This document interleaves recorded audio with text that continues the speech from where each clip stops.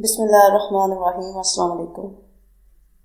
کیا آپ جانتے ہیں کہ محرم کا وہ سفر کیسے شروع ہوا جس نے تاریخ انسانیت کا رخ بدل دیا؟ وہ کون سا لمحہ تھا جب نواسۂ رسول صلی اللہ علیہ وسلم نے حق کی خاطر سب کچھ قربان کرنے کا فیصلہ کیا؟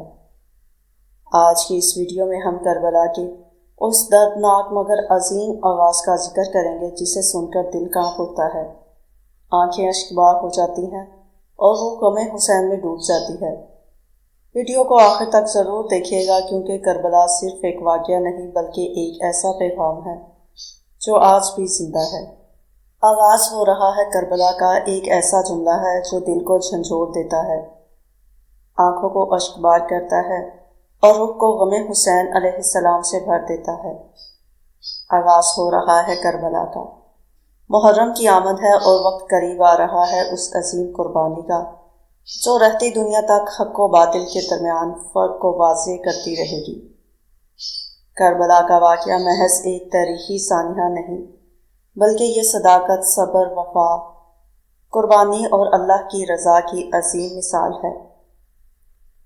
کربلا کا آغاز کوئی معمولی آغاز نہ تھا، یہ وہ لمحہ تھا جب نواسۂ رسول صلی اللہ علیہ وآلہ وسلم سید الشہداء امام حسین علیہ السلام ظلم و جبر کے سامنے سر تسلیم خم کرنے کی بجائے حق کی سربلندی کے لیے اپنا سب کچھ لوٹا دینے کا عزم لیے مدینہ سے روانہ ہوئے۔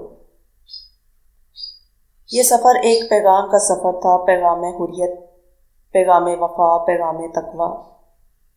آغاز کربلا کا مطلب ہے باطل کے سامنے ڈٹ جانا، حق کی خاطر سب کچھ قربان کر دینا، اپنے اہل و عیال کو راہ خدا میں پیش کرنا، صبر، استقامت اور توکل کی اعلیٰ ترین مثال قائم کرنا۔ آج جب ہم آغاز ہو رہا ہے کربلا کا کہتے ہیں تو ہمیں چاہیے کہ ہم امام حسین علیہ السلام کے مقصد کو سمجھیں، ان کے پیغام کو اپنی زندگی میں اپنائیں اور ہر قسم کے ظلم و فریب کے خلاف آواز بلند کریں، چاہے وہ ظالم کوئی بھی ہو۔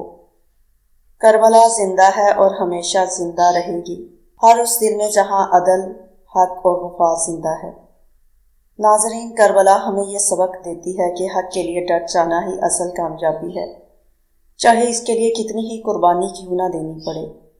امام حسین علیہ السلام نے ہمیں سکھایا کہ عزت کی زندگی ظلم کے سامنے جھکنے سے کہیں بہتر ہے۔ اگر آپ بھی سید الشہداء امام حسین علیہ السلام سے محبت کرتے ہیں تو کمنٹ میں ضرور لکھیں لبیک یا حسین۔ ویڈیو پسند آئی ہو تو اسے شیئر کریں تاکہ زیادہ سے زیادہ لوگ کربلا کے پیغام، حق و وفا کو سمجھ سکیں۔ اللہ تعالی ہمیں امام حسین علیہ السلام کے نقش قدم پر چلنے کی توفیق عطا فرمائے۔